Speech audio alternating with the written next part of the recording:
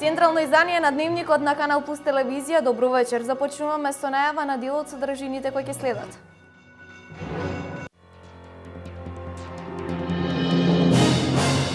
Нов оглас за сите невработени лица кои имаат познавање од информатичките технологии. Истите можат да се пријават на огласот за мерката обуки за напредни IT вештини и полесно да најдат работа. Министерот за земјоделство, шумарство и водостопанство Михаил Цветков денес во Кочани го пушти во употреба системот капка по капка за производство на ориз. Годишно 30.000 крводарители и 55.000 крвни единици се собираат на ниво на Македонија. Под мотото "Крвта не спојува сите нас, сподели живот, дарувај крв", денес се одбележува Светскиот ден на крводарителството.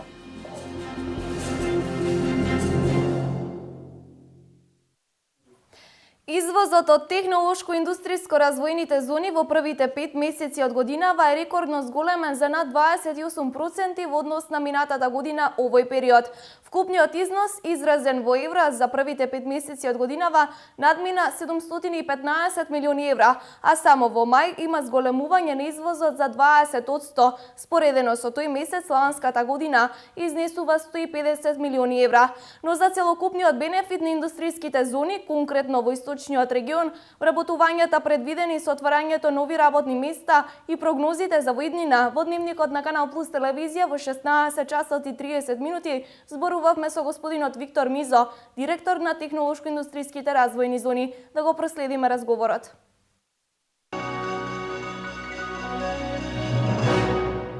Што значат технолошко-индустријските развојни зони, особено за источниот регион?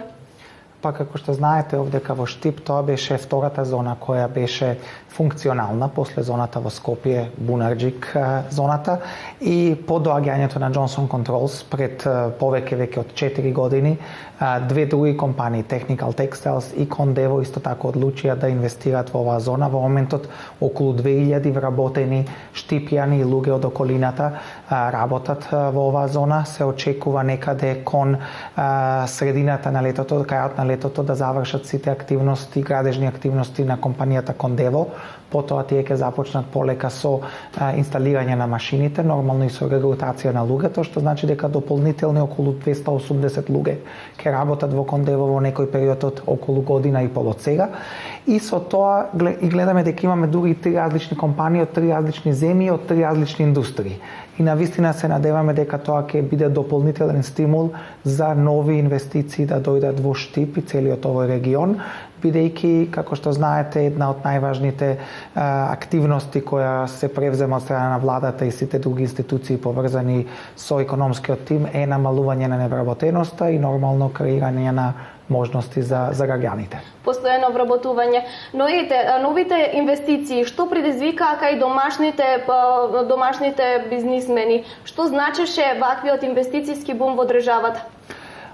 Тука има две позитивни страни од моја гледна точка. Како прво, тоа е можност за голем број на домашни компании да се вклучат во процесот на добавувачи на сите овие странски компании, без разлика дали се тоа различни видови на услуги поврзани со изградба на објектите, одржување на објектите и сето она што е потребно потоа за да се обслужуваат тие објекти со најразлични производи, да станат добавувачи за некои од репроматеријалите или компонентите кои се потребни. Во случајот на Штип, Актива е најголемиот локален добавувач на Ван Хол, но истовремено Актива изгради цела нова фабрика и нова постројка која е специфично наменета за потребите на Ван Хол, но истовремено се креира една дополнителна конкуренција за квалитет на работна сила, постепено подигнување на платите, но истовремено и воведување на меѓународни светски стандарди во работењето, бидејќи таа конкурентност предизвикува и конкуренција меѓу компаниите за да најдат најдобар можен начин не само за да ги задржат вработените, туку и да привлечат нови вработени, посебно нови едуцирани луѓе. Так, господине Мизо, какви се прогнозите за нови инвестиции и нови вработувања, особено на истокот? Во моментов преговараме со повеќе компании, некои од нив дури имаат донесено интерни одлуки, но сепак треба да се заврши целиот оној процес на одлучување до највисоко ниво, обично до бордот на директори. Очекувам дека пред крајот на годината, во следните 4 до 5 месеци, ќе имаме уште неколку позитивни одлуки. Локацијата на нивниот избор каде во Македонија ќе инвестираат зависи од нивните специфични потреби, од производот, од квалитетот и расположливоста на работната сила, но како што гледате се трудиме да има дисперзија на овие инвестиции низ целата територија на државата, иако например во Кочанско Амфенол не е инвеститор во технолошко-индустријска развојна зона, она што го прави Амфенол посебно во Кочанскиот и Виничкиот регион представува една многу позитивна дополнителна инвестиција, веќе таму има над 850 вработени и сакаат до крајот на годината да стигнат до 1500, но нормално не ги забораваме ни тие оние дополнителни помали градови како Берово, Делчево, Пехчево, бидејќи се трудиме секаде да има вработување. Како сте вие задоволни од самата соработка со странските инвеститори и колку мислите дека оваа практика, која што и понатаму ќе продолжи, ќе овозможи во Македонија се поголем број на вработувања, што значи дека ќе се задржи младата работна сила? Странските компании на вистина се трудиме со нив да сме во континуирана соработка, бидејќи во секоја нова земја каде што тие инвестираат, секогаш може да се соочат со некои нови активности за кои претходно во целата нивна анализа може би не знаеле. И затоа целиот оној процес да ние им помагаме во секој чекор на реализирање на инвестицијата е пресуден, бидејќи потоа задоволен инвеститор најдобар амбасадор кој ќе промовира земјата како поволна бизнис дестинација, бидејќи ќе ги сподели своите искуства со потенцијални нови инвеститори. Нормално ова е најважно за младите луѓе, бидејќи ако младите луѓе најдат, посебно оние што се едуцирани, најдат можност да работат и да напредуваат во својата кариера во компанија во Македонија, дури и во компанија во својот град или во својот регион, многу се поголеми шансите да тие луѓе, дури ако се понекогаш едуцирани во странство, да се вратат во Македонија и да искористат тие сите своји едукативни можности за да се посветат на работа и за економскиот пораст на држава.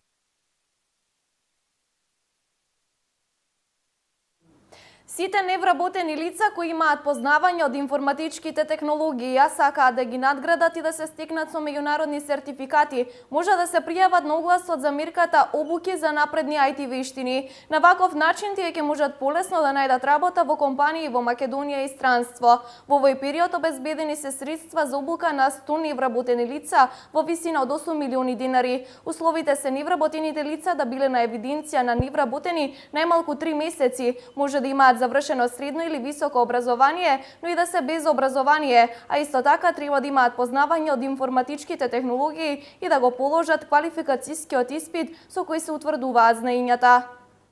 Продолжуваме со реализација на оваа мерка која што е одлична можност за невработените лица кои што имаат основни познавања за информатички технологии, меѓутоа сакаат да го надградат своето знаење.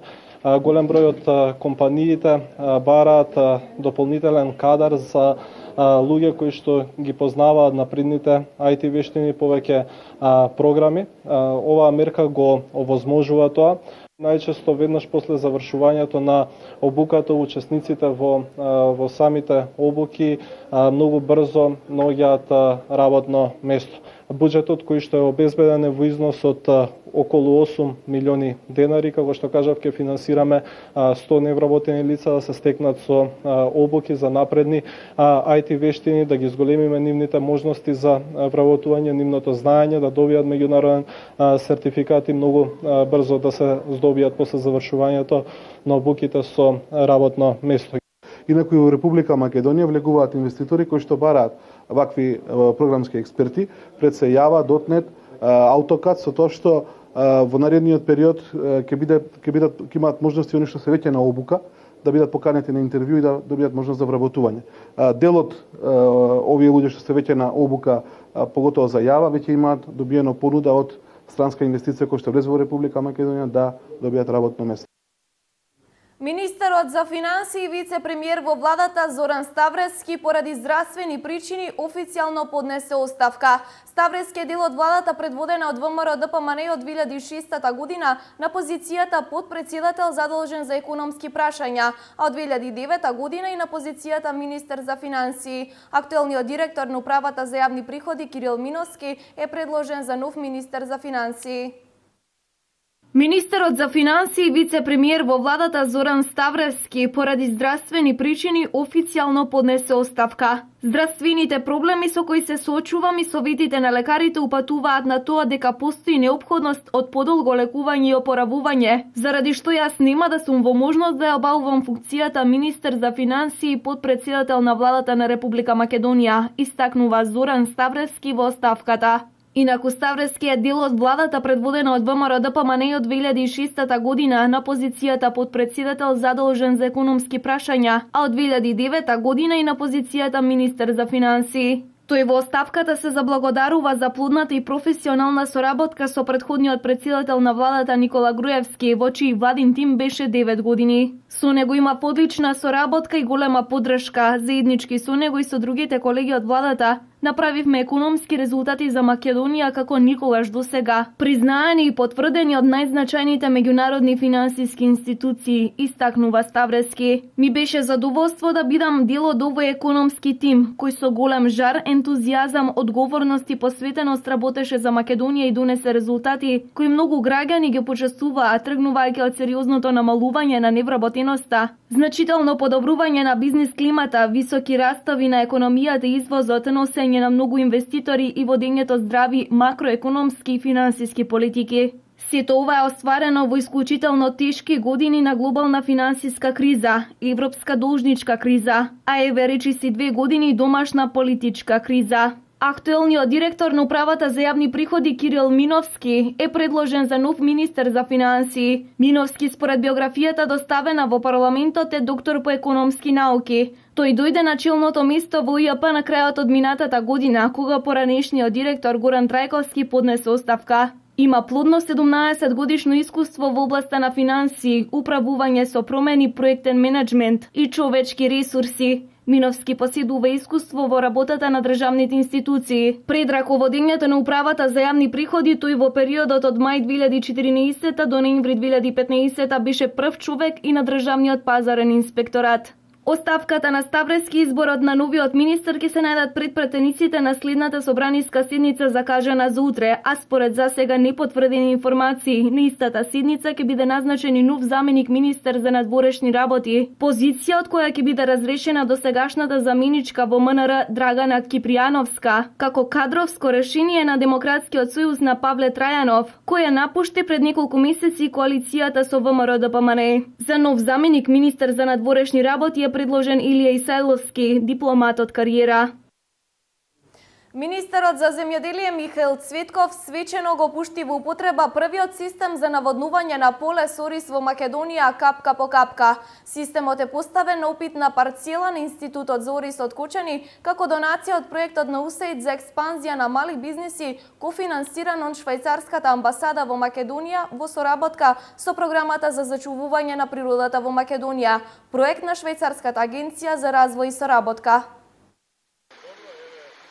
Со демонстрација на еден од првите два система за наводнување капка по капка во Македонија, министерот за земјоделство, шумарство и водостопанство Михаил Цветков на оризовите полења во Кочанско го пушти во употреба системот капка по капка за производство на ориз. Станува збор за проект на УСАИД за експанзија на мали бизниси, во чии рамки се означува почетокот на новата иницијатива за рурален развој, одржливо производство на ориз, преку која оваа година експериментот е обезбеден токму на оризовите полења на Институтот за ориз во Кочани. Придобив е тука ќе биде и нели после ќе се додава преку системот капка по капка и ѓубрењето, а секако дека и самата обработка, односно самото засејување на оризот се сее на суво со редосејалка и самата после жетва се натаму, значи имаме неголеми придобивки свој систем на одгледување на ориз и секако дека главната придобивка треба да биде да произведеме повеќе килограми на ориз од површина единица, односно од хектар. А цената, односно производната цена да биде што помала, така што оризарите може да бидат конкурентни на страните пазари. Во Кочанското поле како производен регион може да се засеат над 9500 хектари под ориз. Моментно површините под ориз изнесуваат 4850 хектари, што значи 60% од површините на кои треба да се сее оризот. Министерот Цветков во однос на пласманот и обезбедените пазари за ориз истакна дека производените количини на ориз треба да бидат конкурентни на пазарот. Минатата година беше рекордна во оризопроизводството, па оттука и проблемите со откупот и пласманот на оризот. Институтот за ориз во Кочани продолжува со испитувањето и добивањето на нови сорти ориз кои ги бара пазарот. Вакви опитни полиња, како што е ова во Кочани, се планира да се направи во сите земјоделски региони во државата. Во Ресен ќе се направи опитен регион од јаболков насад, при што ќе се примени највисока технологија и наука. Ке направат опитен полигон и за житните култури во Пелагонија, во Кавадарци на лозовите насади и во Струмичко на градинарските култури. Цветков зборуваше и за окрупнувањето на земјоделското земјиште, кое започето ќе го направат токму во Кочани на оризовите полиња. Се работи на окрупнување на 400 хектари земјоделско земјиште, за која намена се предвидени 3 милиони евра од ИПА програмата. Тоа е експеримент кој е поставен на 0,3 хектари, односно на 3 декари. Во експериментите имаме за цел и да заштедиме на вода и на хербициди, исто така и на употреба на ѓубрива, а од друга страна да добиеме повисоко производство. За Маријана Шушлевска од програмата за зачувување на природата на Македонија, овој проект е во рамките на соработката што ја имаат воспоставено со USAID и покрај системот капка по капка имаат експерименти поставени за увид на резултати користејќи технологии со расадување. Деновиве започна бербата на вишните. Годинава поради пролетните мразеви родот ќе биде помал за 30%, но квалитетот е солиден, велат собствениците на овоштарници. Поради обезбедениот откуп, секоја година се зголемуваат површините со вишни. Во моментот во Штипско ги има околу 1000 хектари. На плантажите во Штипско започна бербата на вишните. Годинава поради пролетните мразеви родот ќе биде помал за 30%, но квалитетот на вишните се проценува како солиден. Доброто време се користи да се собере родот. Просечно од насад со вишна се берат по 15 килограми. Интензивно се бери на површините од 30 хектари кај Врасаково, собственост на Грација, чиј собственик Јордан Стојменов вели дека и овде родот ќе потврли со околу 30%, но вишните се со висок квалитет. Секојдневно изнесуваме околу 15 до 20 тони вишна. Во акцијата се вклучени од 100 до 120 луѓе, работници. Каков е родот годинава? Годинава родот е намалено 30 до 40%, бидејќи ни измрзна. Зимотска ни фати мраз и измрзна. Пласманот каде го вршите? Пласманот го вршиме во фабриката во Цветениколе и фабриката во Арголица. Експлоатацијата на вишната трае до 15 години, но за да се постигнат повисоки приноси потребно е повисоко ниво на технологија и примена на сите агротехнички мерки, посебно обезбедување на систем за наводнување. Еден овоштарник со вишни може да трае 15 до 20 години, бидејќи ако му сите услови задоволени, со вода, ние работиме со капка систем, се ние под капка систем по систем се. Ѓубрење редовно 3 пати ѓубрење. Во Штипскиот регион секоја година се подигаат нови површини со вишни. Во моментот ги има околу 1000 хектари. Најголем придонес во омасовувањето на ова производство дадоа Фруктана и овоштар од Аргулица.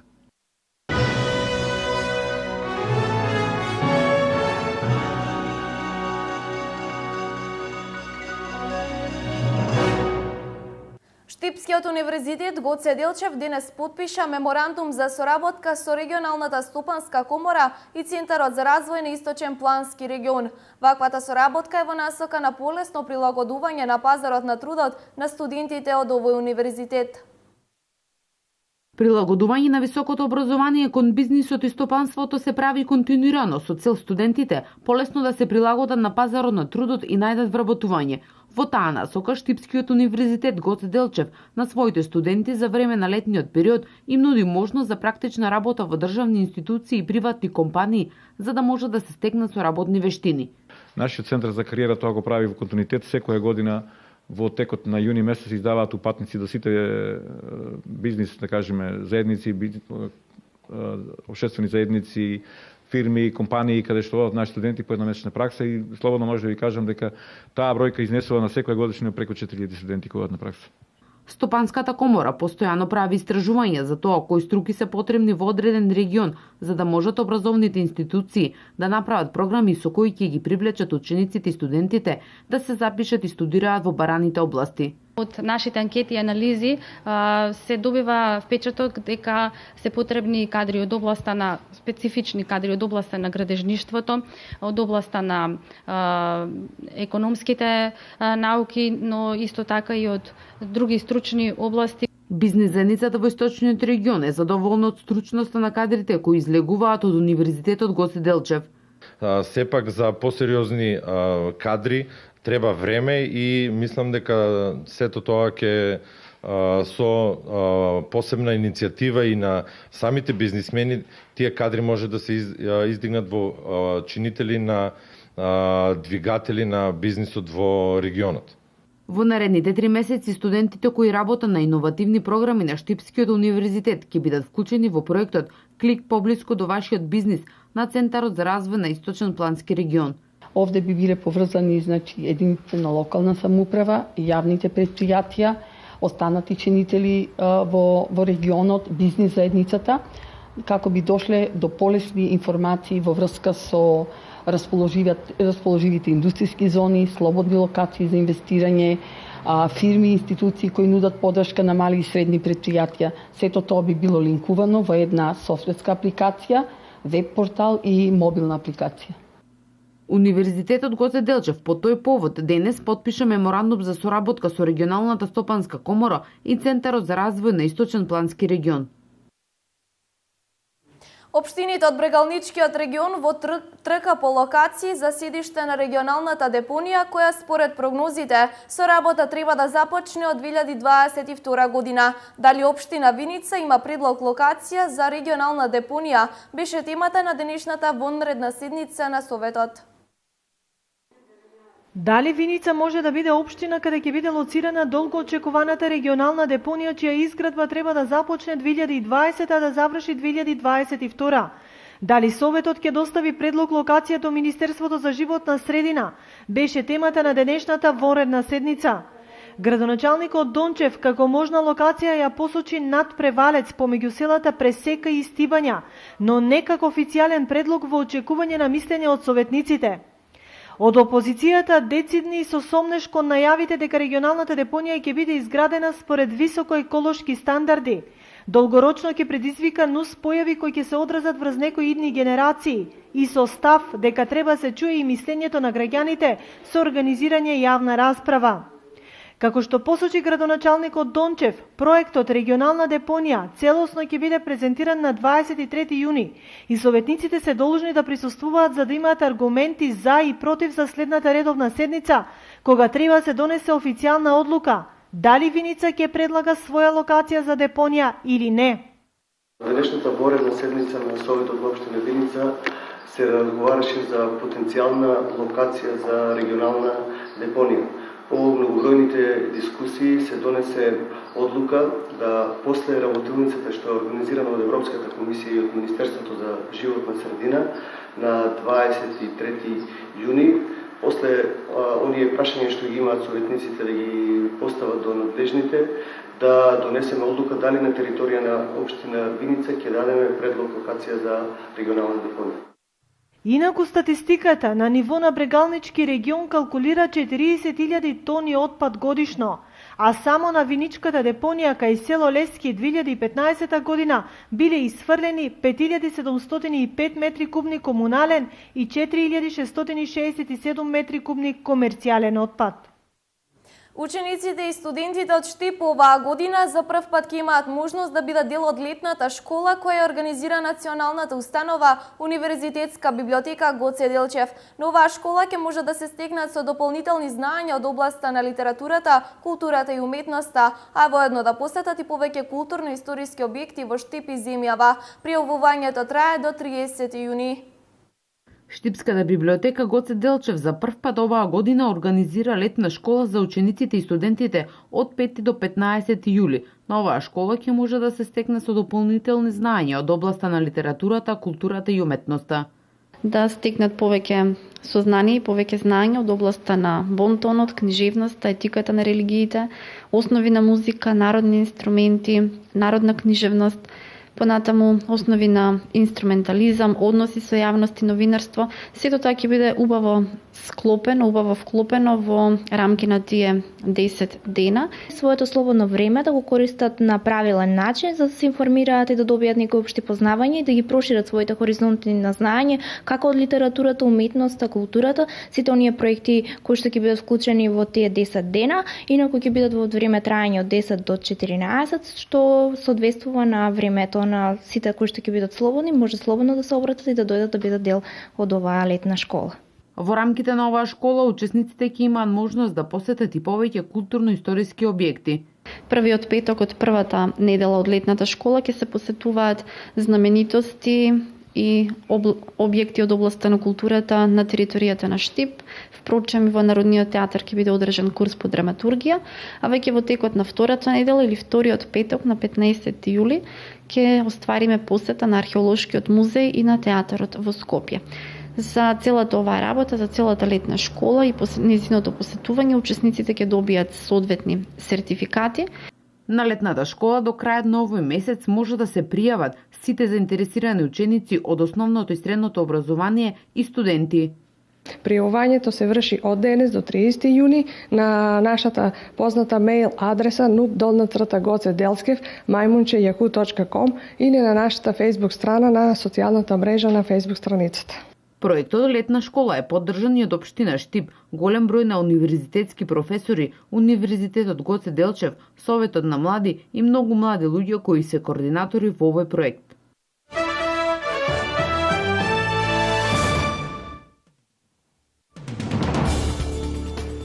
Домаќинот на тековното европско првенство во фудбал, Франција, денес ќе има блокиран железнички и авионски сообраќај поради најавените протести со големи размери по повод предложениот закон за труд.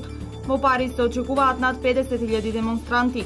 На улиците по трасата долга 5,5 километри за маршот на демонстрантите ќе биде распореден голем број на полицајци. Француската железница и париското метро ќе запрат одредени линии, а Air France ќе обезбеди 80% од летовите во услови на штрајк на пилотите. Француската влада минатата недела предупреди дека штрајкувачите би можели и на сила да ги врати на работа, особено имајќи предвид дека земјата е домаќин на европското првенство. Повеќе од 80 босански деца се наоѓаат на територијата што е под контрола на Исламска држава во Сирија и Ирак, и тие се темпирани бомби, што можат да представуваат голем безбедносен ризик кога ќе се вратат, покажува ново истражување. Истражувањето покажува дека бројот на возрастни машки борци, кои според проценките за 3-годишниот период до крајот на 2015-тата ги имало 188, сега паднал на 91, откако 47 се вратиле во Босна и Херцеговина, а 50 загинале. Од април помалку од половина босанци во Сирија се возрастни мажи, додека таму останале 52 жени и 80 деца. Некои деца кои во тој регион заминале со родителите им се придружиле на борбените единици на ИСИС, се тврди во студијата. Напаѓачот кој вчера вечер во предградието на Париз уби полицаец го емитувал нападот во живо на Facebook, јави CNN. Убиецот идентификуван како 25-годишниот Лароси Абала го избодел со нож полицаецот пред неговиот дом, а потоа ја убил и неговата жена, додека нивното 3-годишно дете неколку часа го држал во заложништво. Драмата ја прекинале француските специјалци кои го убиле Абала и го спасиле детето. Абала во 2013 година бил осуден за поврзаност со џихадистичка организација која оперирала во Франција и Пакистан. Бил осуден на 3 години казна затвор, од кои 6 месеци условно, за заговор и здружување за извршување терористички напади.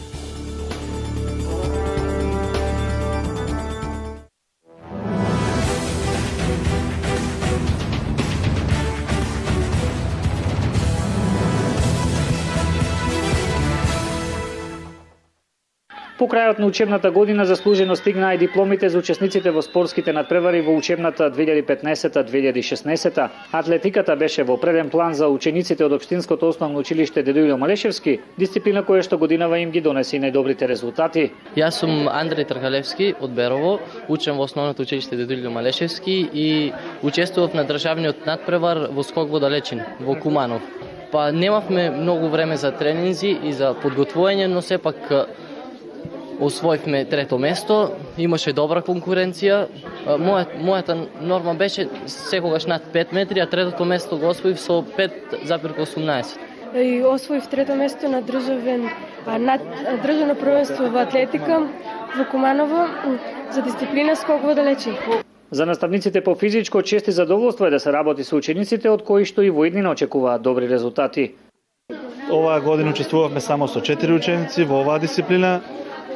Наредната година, после овој успех, ни даде поттик и ќе учествуваме со многу поголем број на ученици во повеќе дисциплини. Преголемо е задоволството да се работи со деца, посебно со талентирани деца како што имаше оваа генерација. Работиме макотрпно, значи со децата се она што следува и од тука и ги откриваме талентите за атлетика, како за скокови. До сега имаме освоено медали, втора сребрена медалја во скок во височина, 2 бронзени во скок во височина, еве сега 2 бронзени во скок во далечина. Освен атлетика, во текот на изминатата учебна година, ово училиште постигна завидни резултати и на полето на ракометот.